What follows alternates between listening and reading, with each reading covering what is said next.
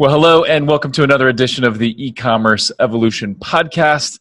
I'm your host, Brett Curry, CEO of OMG Commerce. And today we are diving into the psychology of price. And this is likely something you've thought about. How do I price my products? What's going to move more of my products and hopefully what will maximize my profits?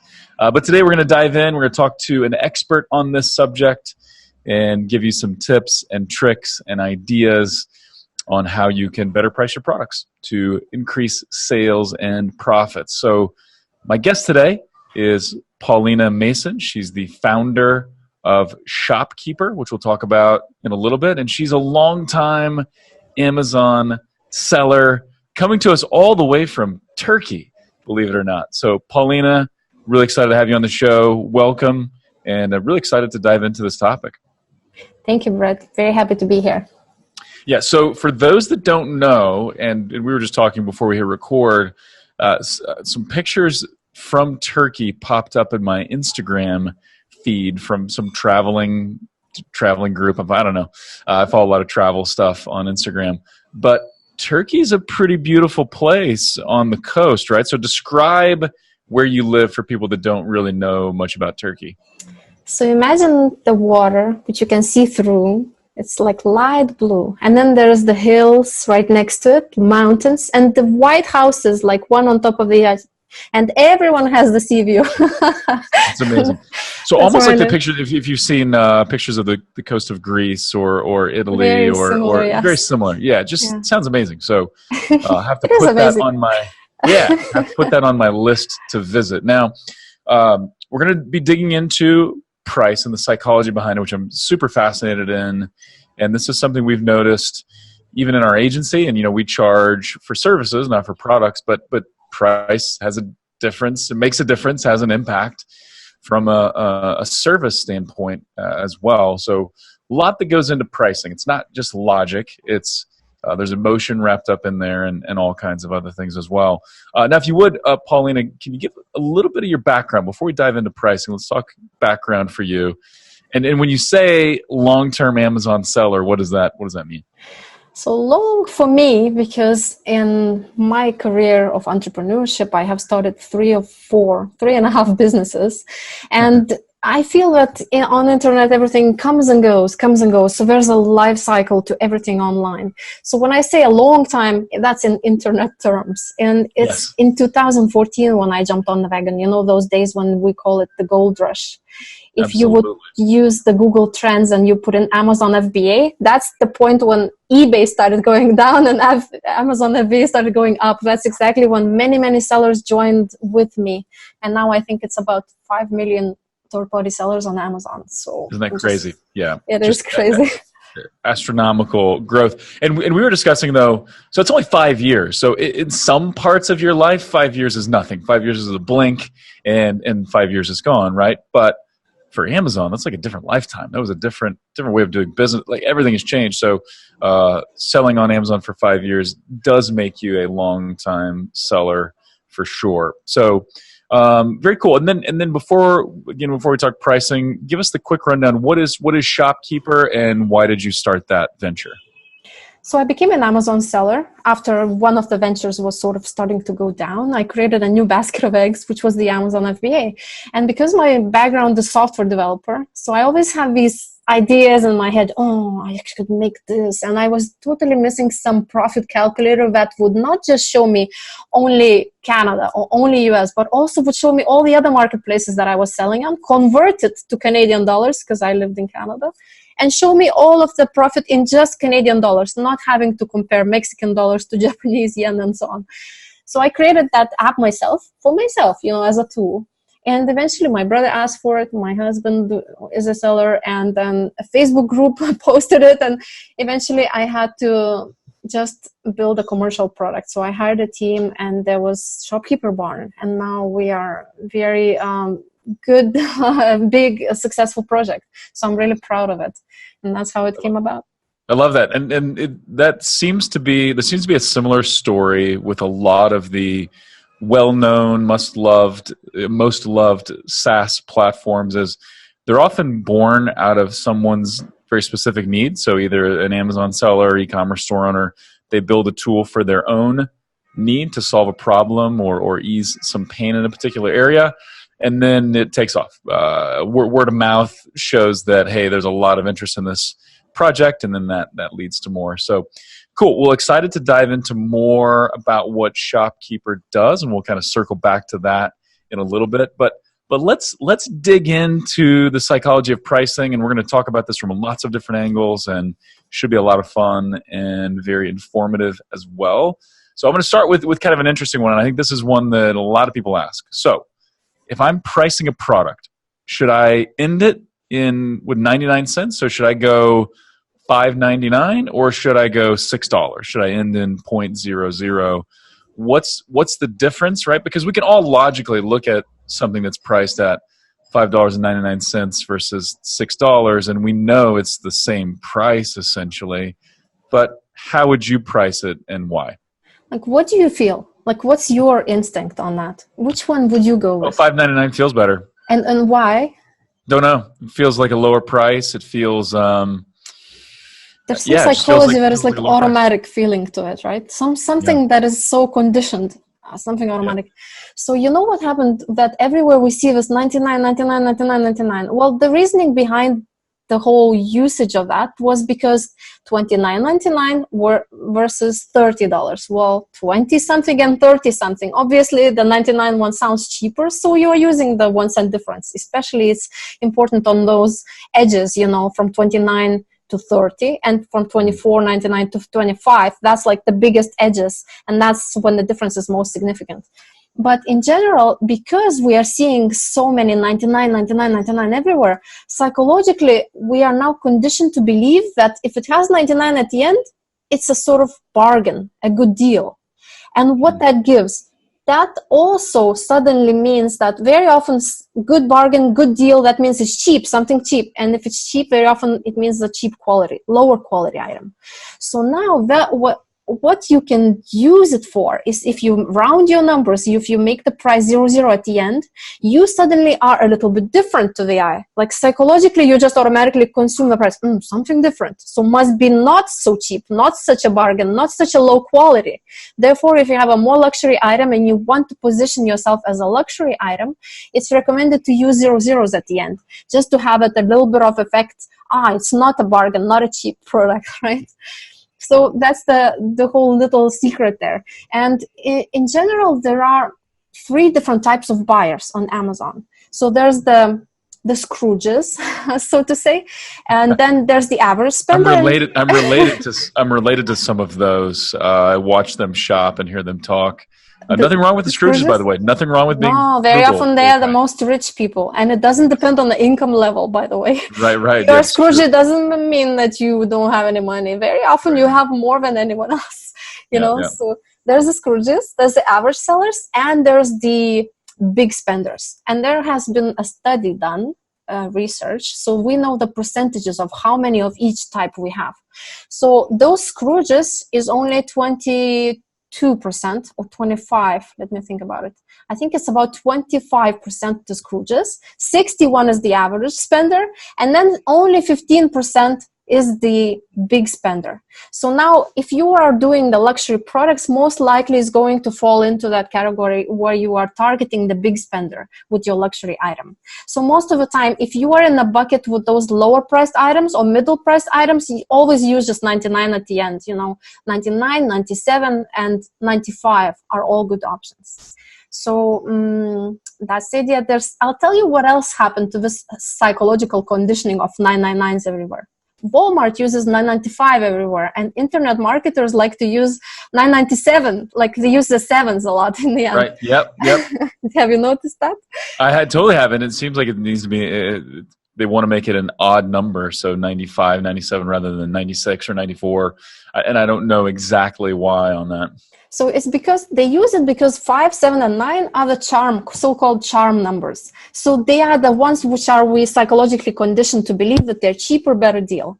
So because of that, what happens is when you use 5, 7, or 9 in your prices as digits, For example, 34 will sell worse than 39, even though the price is such a difference in price, $5 difference. But 39 sells better than 34 sells. Of course, if you have competitors, everyone is $34, don't test such drastic strategies to 39. Right. Just do 37 or something like that, but use 35. So use 5, 7s, and 9s to maximize on that 99 effect that we have psychologically. Yeah, it's really interesting. And again, we kind of preface the conversation with this is not just a logical thing. I mean, there's certainly logic that plays into it as you're running calculations and seeing, what is my price change going to do to my bottom line in terms of, profit margin and total profit and all that. Like, that's very logical. But the way that buyers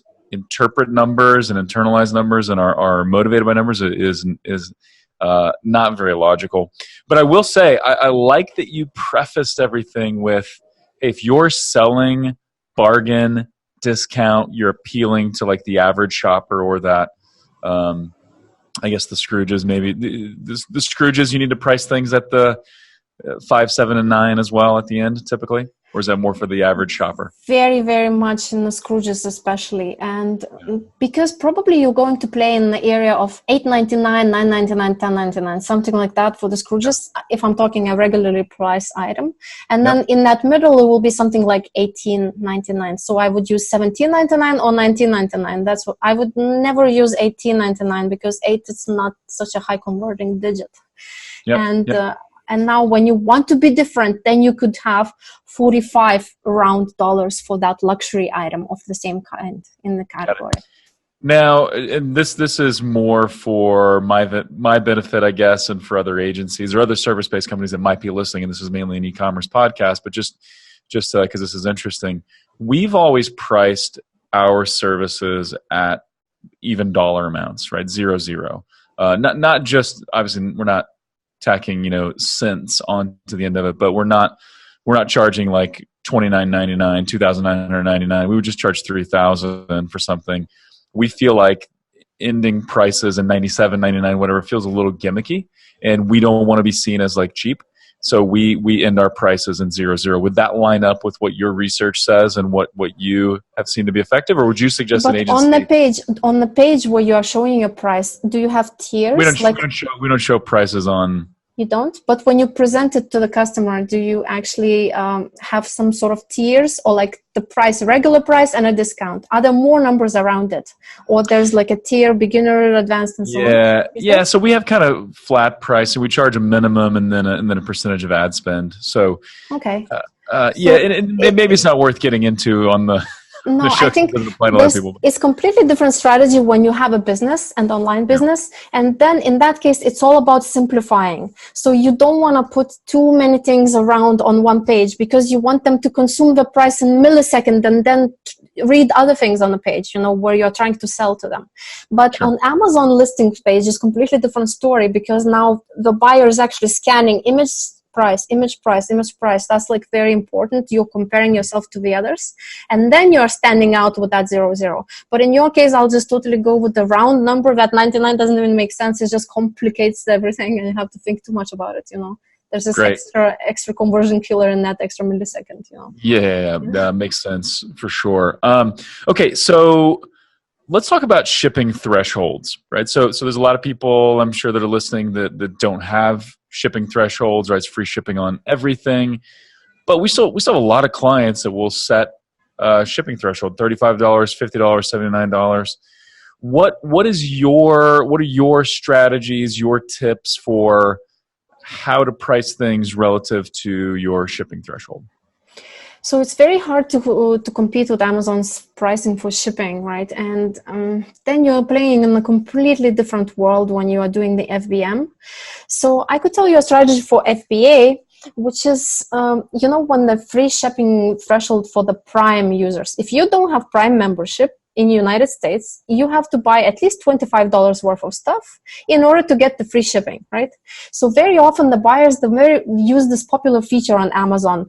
In the search bar, there's this tick box, free shipping. And then suddenly, if you are under the free shipping threshold, let's say if your price lingers like $21, $22, or $23, $24, you are not in those search results, right? And also when they want to buy your item, and let's say yours is $21, now I'm going to pay for shipping another $5.50. So it's like $26.50 I will pay for that item. But if you just switch it to $25.99, from that $20.99 to $25.99, you will make $5 extra. The buyer will pay cheaper. It's not $26.50 anymore. It's now $25.99 only, right? And in the end, he is paying less and you are making more money. So it's really nice idea to go through your existing listings and check if you have any prices that are just under those thresholds. And in every marketplace, it's a different amount. Like in France, I think it's 29 euros and so on. So just check if it's 1 or 2 euros or dollars under those thresholds and increase to be just a little bit above. And now you will say, oh, but what happens to all those, Prime members now suddenly? What happens? I'm going to change, the price is drastically going to change now from 20 to 25. Well, it depends, again, which bucket you are playing in, right? If you are playing for the Scrooges and they care about the price and you are beating up with the competitors on your sides, don't follow it. So always decide all your pricing strategies depending on what competitors you have around you. So always look at the situation on the first search page and see what bestseller is charging and how you compare to that bestseller. And that's how you should base your strategy. Also, don't forget to not just check it today. The bestseller is charging 17, so I'll charge also 17. No, because maybe he's running a promotion or he's running out of stock or whatever. Check Jungle Scout or one of these apps that show you historical averages of the price. And those averages used for your strategy from all of these competitors. Also, Don't forget some of the competitors might be out of stock and not even show up on that page, right? So don't forget to check it again after 3 weeks and see if the situation is changing. Some people are using repricers and so on. So it's a constant... it should be like a strategy session looking at your pricing, because that's what basically decides your conversions, right? It's the images and the prices. So it should be ongoing strategy for you to go and rethink those strategies that you have. Yep, it's a constantly moving target. It is not static. It's always changing. And so you have to be on it and be really diligent about it. So to kind of summarize what you were just saying there, think about the shipping threshold for those that are not Prime members, but what's potentially more important is how your competitors are priced. And so maybe let that influence your decision more than the shipping threshold, what your competitors are doing. Yeah, exactly. Great. And then going back to those three types of shoppers, those the Scrooges and the average buyers and the big spenders. What who is most likely to be a Prime member? Are they kind of all over the place? I know there's 90 million Prime households now or something crazy like that. So I know there's Prime members in all of those buckets. But any thoughts on how those index to Prime membership? Most Scrooges will be Prime members because they get the most benefit out of it. Yeah, they buy the cheap items and they get it delivered for free, and basically Amazon makes the least money out of them. And very often you would think that Amazon seller would also make the least money in the Scrooges category, right? Because if you look at, let's say there is 100 units in total to be sold, right? And by percentages, 25 Scrooges are going to buy it, 60 average buyers, and the rest, there's 15% left for the luxury buyers, right? So now when you look at the prices that you can charge them, if you work out the profit from those three boxes, the best place to be is the average spender. Is actually, you would think that it's nice to sell to the big spender who doesn't even care about the price. They always think about is the benefit of the item that they will buy, what they're going to use it for. And even if they're considering for a week to buy or not, they're not even thinking about the price. They're considering the benefits, So now you're thinking, oh, it's so nice to sell to those luxury buyers. I'll be the luxury item, and make the most money. Well, actually, the most profit is not there because it's such a small percentage of those. And plus, Amazon really attracts the bargain hunters a lot. In the old times, that's how it built a name for itself, attracted all the... We have the cheapest prices and the biggest selection, right? That was their thing. And that's how they attracted a lot of bargain hunters. So people assume that they will find the best prices on Amazon. So therefore, there's not so many of the big spenders there. And now, like you said, is it the Scrooges are going to be the Prime members? Most of the time, yes. And so Scrooges and the average sellers is going to be exactly the price points that are just around those thresholds. That's so you can play the game. So ideally, and you can kind of think about this as a bell curve, right? Where most people are in that average middle, right, the 60%, and then you have kind of the fringes on either side, and it's 25% for the Scrooges and 15% for the big spenders. But living somewhere in the middle definitely gives you more opportunities to sell and a larger audience to go after. But actually sometimes, if you see everybody's in that middle, like you have, 20 pages of that middle and nobody is doing that option that is the luxury nice item, right?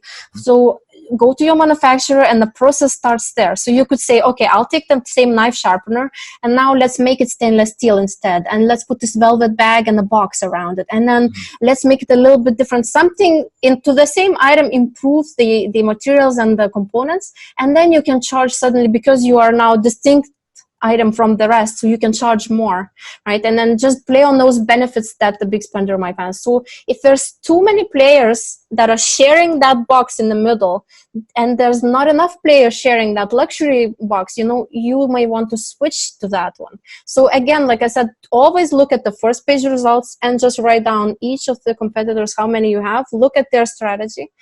At conferences, when I speak, very often people come to me with their phone and they show me the product and say, so how much should I charge, So always what I do first is I scroll to the bestseller. I see the Amazon choice, how much these guys are.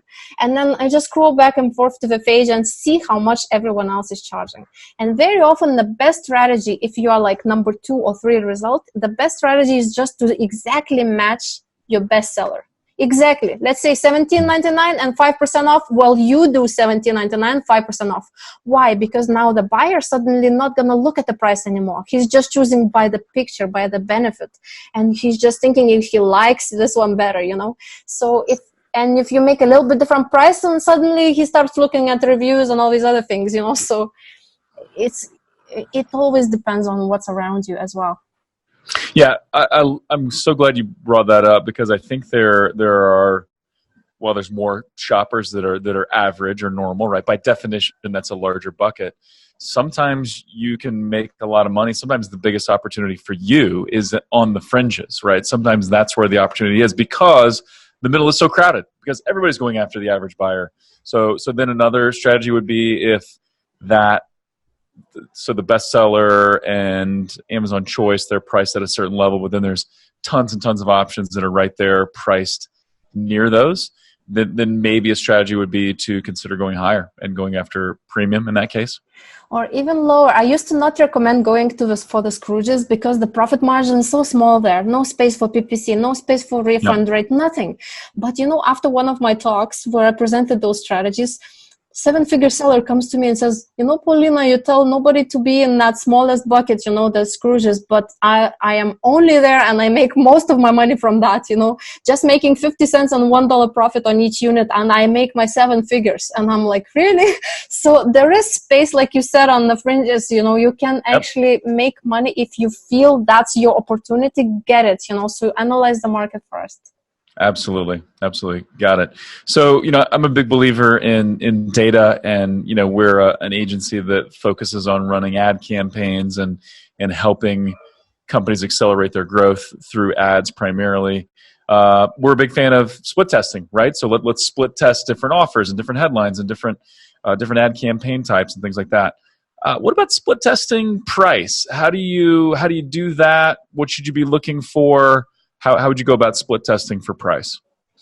It's actually super, super hard to split test the price. And I know tools exist like Splitly and like Cashco Pro, I think, does it. And there's other tools that basically use one price for a week, one price for the next week.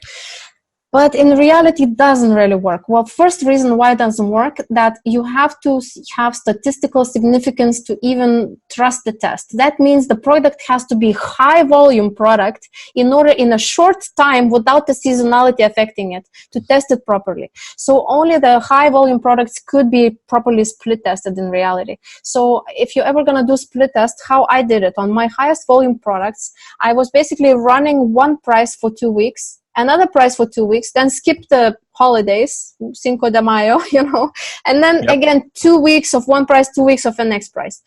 And then you also have to turn off PPC. So be very careful when you do that. Don't just switch off PPC. Probably just lower the bids to like 3 cents because, switching off PPC affects your ranking right away. You're going to just drop in sales. So this split testing is very hard to do, but there are proper ways to do it if you are really, in the trenches with the other guys fighting side by side and you really need those extra clicks, extra little things. Then you can try the test, but make sure that you calculate how many views you need for statistical significance. There is a way to do it.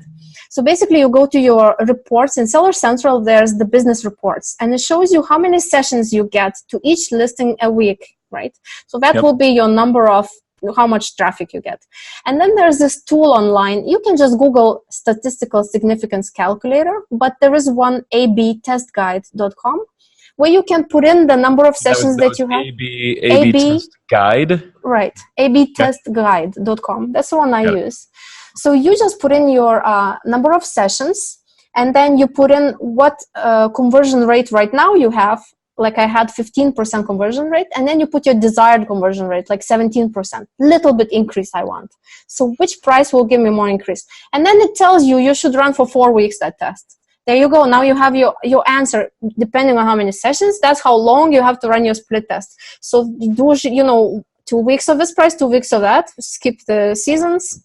2 weeks of this, 2 weeks of that, and then you'll have a proper statistically significant test.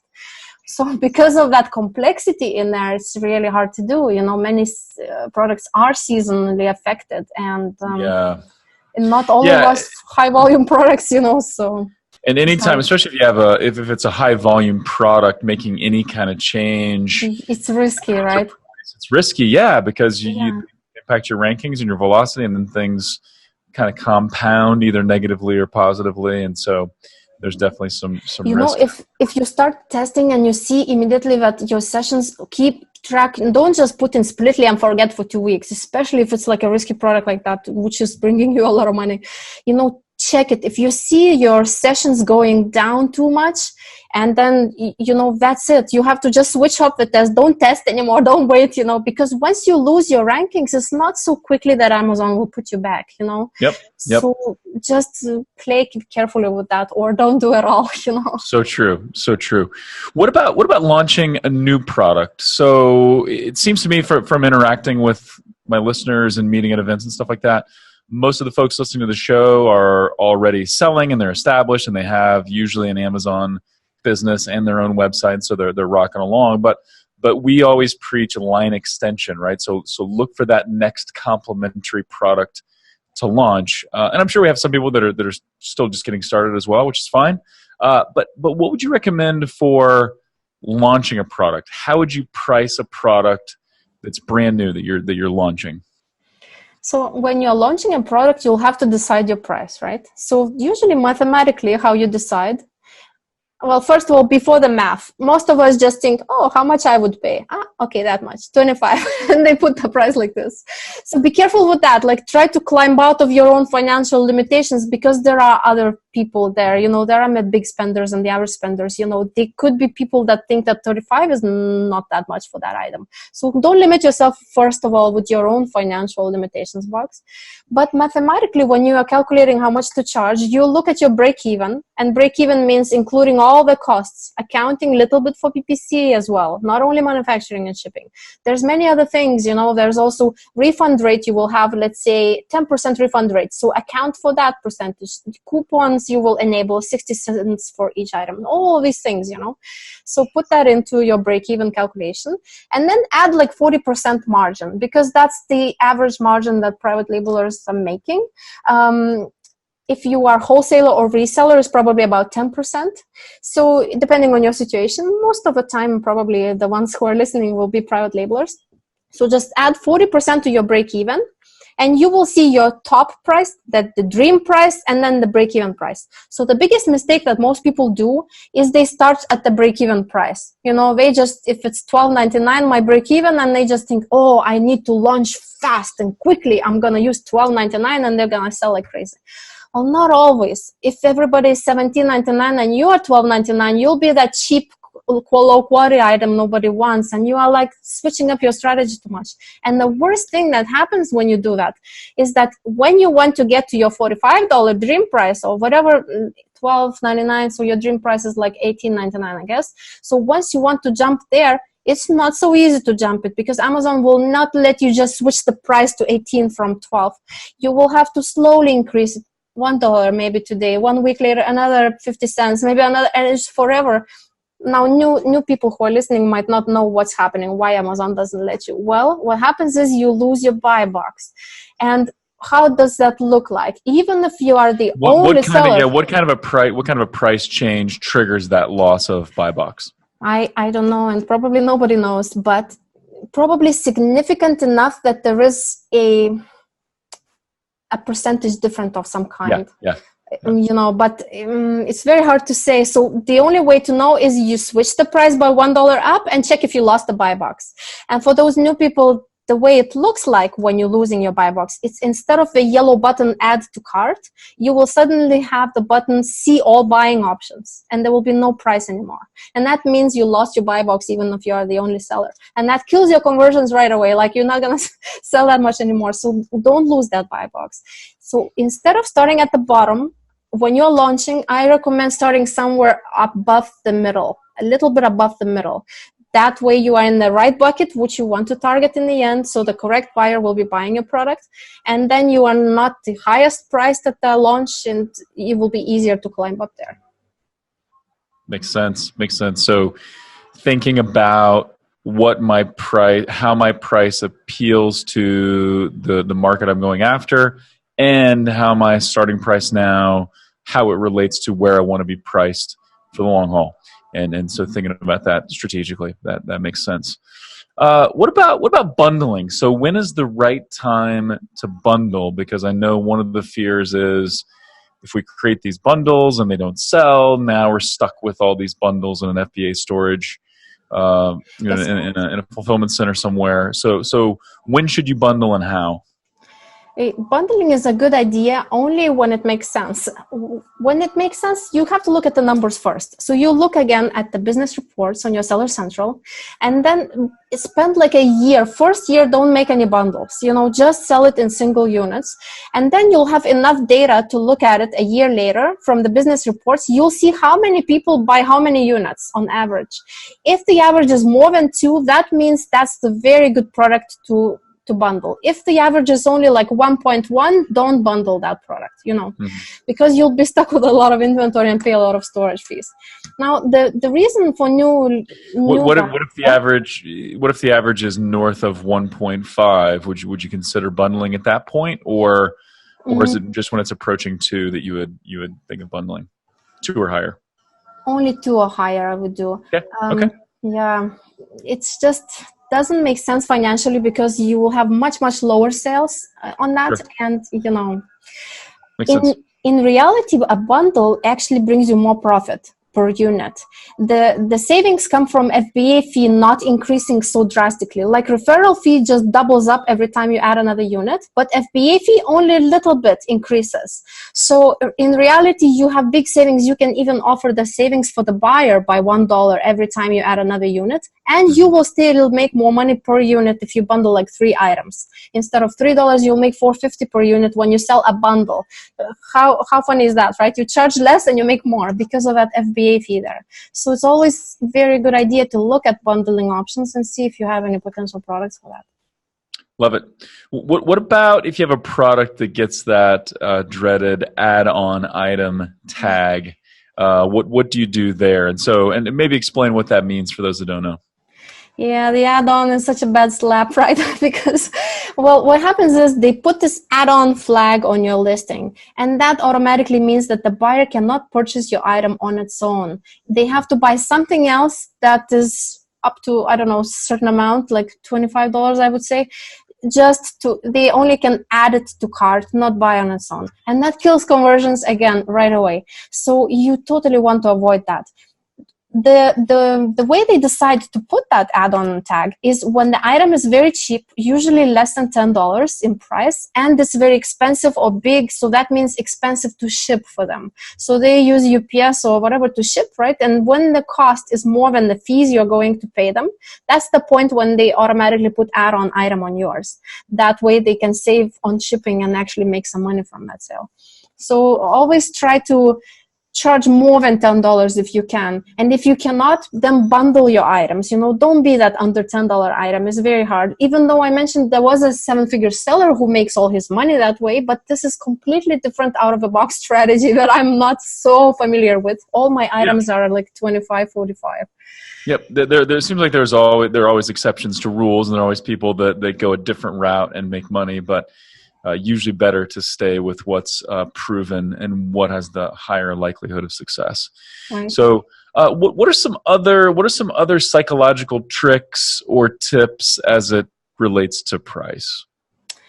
So, when you're using coupons, and advice is to use coupons. Most sellers don't do it. It used to be orange flags, as a coupon. Now it's green, and that green so nicely contrasts with the oranges everywhere on that Amazon page that it actually attracts the eye. It gets you higher click-through rate that equals to higher conversions automatically on Amazon.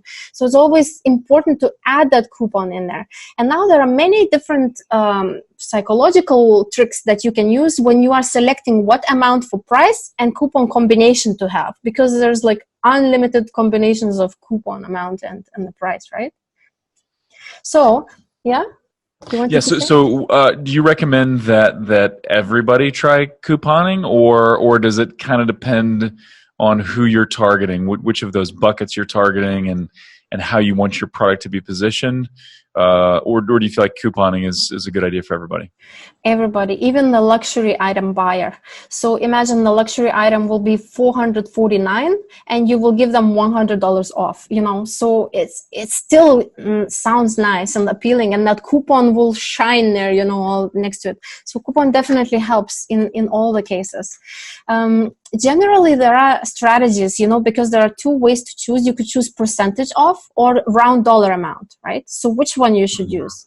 And unfortunately, there is no certain rule. There are many different strategies online, but what I ended up doing in the end is I go by the feeling, Yep. If whatever feels like the best discount. Feel like a better deal. Yeah. I'll give you an option.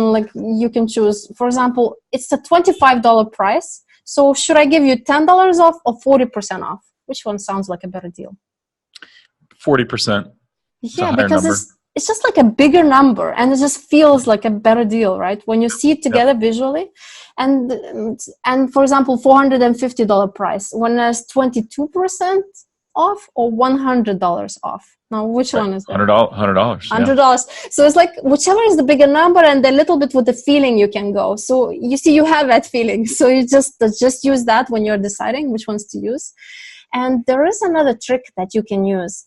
Let's say your price is 20. And one quick question, one quick other question on coupons. So do you recommend running those pretty regularly, or just on occasion, or how else would you inform kind of a coupon? I would always have them on. I would always, and very often they expire, and because they expire every 90 days, and competitors don't often have, and you have to restart them manually. So you have to have your VA going and restarting them, or doing it yourself on schedule. And most sellers don't do it. They just run it once and forget about it, and it expires, and they don't even know what happened, but the sales are dropping. So yeah. Got it. Cool. And you were about to talk about another trick. Yeah, there's this one little thing about the coupon and combination with the price. Imagine the price is $21. You could either give $3 off or $4 off.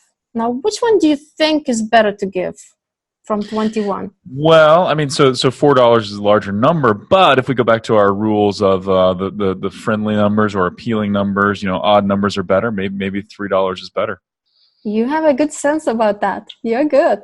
In reality, the real answer is we don't even know why, but when we are thinking about that price, it divides. 21 divides by 3, right? There's a multiple. And it's very, very easy to just quickly understand how much of a discount I'm getting. 18, 21 minus 3, 18. But 21 minus 4, now 1 to the side, and minus 3, that's 17. See the extra step I have to make to calculate that? And nobody does the math usually. So the more simple comprehension of the price, the easier it is to comprehend, the better it will convert for you. So try to use little tricks like that. Interesting. And that is such a good point. I actually always kind of liked math, not like calculus type math, but trigonometry and algebra and geometry I liked. But most people don't like to do math, right? And nobody wants to work hard to figure out what the discount's going to be or what this actually means to them. So yeah, thinking about, and this all goes back to the perception thing, right? Making something easy to calculate, instantly clear, where it's not a hang up, and they know what they're going to get. All of that is super important. Right. Really great. Other tips and tricks beyond coupons? Anything else we want to mention here? I guess there are so many other little strategies that I could use. If I would have to say just one more, by accident, I discovered that there is a service which is called business. You can enable business service, Amazon Business it's called.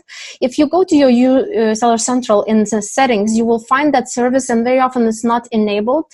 So just enable it. I did it by accident. You should do it on purpose. So just enable it, and that will allow you to have business buyers' eyes on your listing, and you can then put in the discounts, which are like quantity discounts, and that means if you buy 5 units you can pay that much. So it's really nice to get those extra eyes in there and get a little bit of extra boost. Love it. Love that idea. Awesome.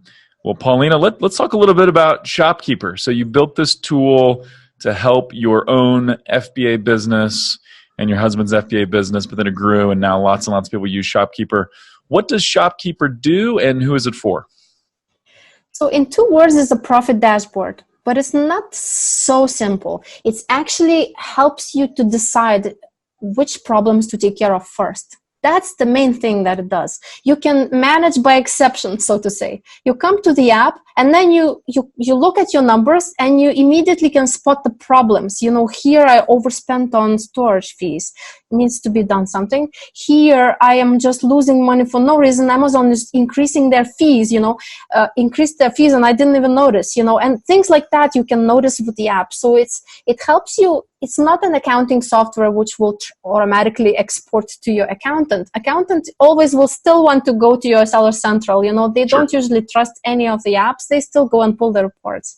So that is more for your analytics and for your business. So basically it helps you to decide what are the most important things to do in your business next. And we are focusing on the non-technical users mostly. So you know how spreadsheets and accounting is so boring, and people usually don't like that at all. For sure. Yeah. So our strategies and concepts are to present everything as simple as possible. Revenue, profit, and units sold. If you want more information, you click on that number, then you get all the breakdown. Then you click on one of these items, then that breakdown. And then you continue clicking to get more information. And that makes it much more clear and easy to understand and how it is.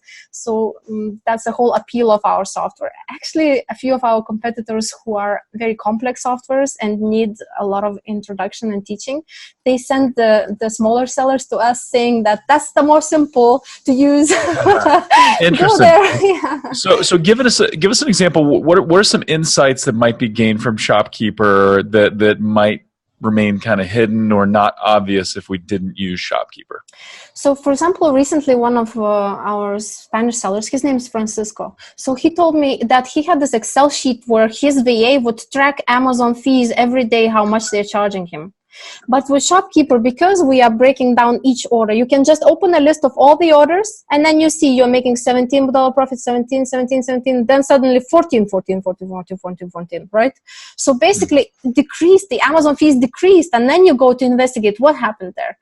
So things like that, you can notice the Amazon fee changes. You can see the big unexpected charges. You can also break down each order, not only to see what the Seller Central is showing you, but also unrelated things like coupon redemption fee that was related to that order, and then storage fees and the PPC appropriate amount for that order, how much it divided to be for PPC for that spend, and then other things that are not so clear from Amazon Seller Central when you're looking at refunds and your income. The refunds are presented very nicely. I usually get a lot of compliments on how refunds are presented. It's easy to understand what has been refunded and what wasn't.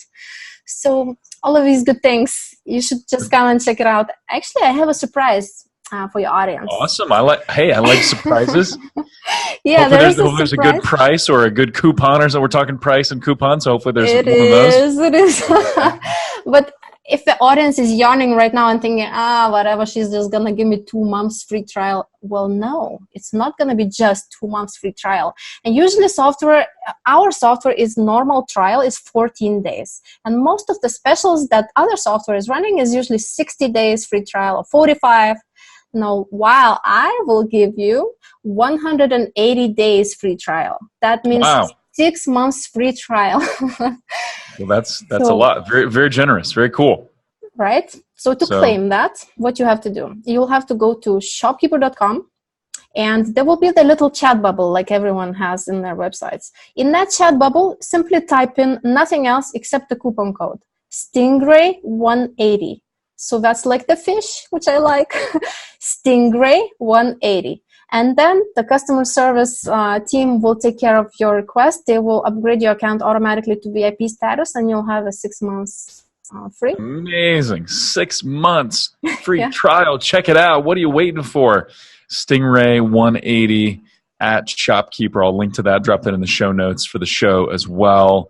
And so with that, any other ways that people can connect with you? Is that the best way, just through Shopkeeper, or can people connect with you on LinkedIn or I actually write a blog of my experiences as a seller. I have these long stories that I write on my blog. So if you go to shopkeeper.com /blog, you'll find those stories over there with many screenshots and what happened to me and all these things. So fantastic. You can go and get me there. Really good stuff. Paulina Mason, ladies and gentlemen. This has been a blast, Paulina. I am endlessly fascinated by pricing and the psychology that goes with it, and then how that ties into profits and all that good stuff. So thanks for delivering so much good value. Thank you for the great offer at Shopkeeper. Really appreciate you taking the time. Thank you very much for inviting me. Take care. Yeah, very good. So as always, thank you so much for tuning in. We'd love to hear from you. Give us your show topic ideas. Give us any feedback. We'd love that 5-star review on iTunes if you are so inclined. And with that, until next time, thank you for listening.